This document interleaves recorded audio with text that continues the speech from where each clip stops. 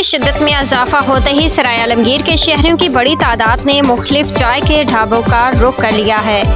यहाँ पर लोग दोस्त अहबाब के साथ सर्दी की शिद्दत को कम करने के लिए मुख्तलिफ चाय के ढाबों का रुख करते दिखाई दे रहे हैं। एक बार फिर आपको बताते चलें, सर्दी की शिद्दत में इजाफा होते ही सराय आलमगीर के शहरियों की बड़ी तादाद ने मुख्तलिफ चाय के ढाबों का रुख कर लिया है। यहाँ पर लोग दोस्त अहबाब के साथ सर्दी की शिद्दत को कम करने के लिए मुख्तलिफ चाय के ढाबों का रुख करते दिखाई दे रहे हैं। हमारे नुमाइंदे शाकिर अली मौजूद हैं, मजीद उनसे जानते हैं। जी बताइएगा शाकिर। इस वक्त मैं मौजूद हूँ सराय आलमगीर में। सराय आलमगीर में सर्दी की शिद्दत में इजाफा होते ही शहरियों की बड़ी तादाद ने चाय के ढाबों का रुख कर दिया।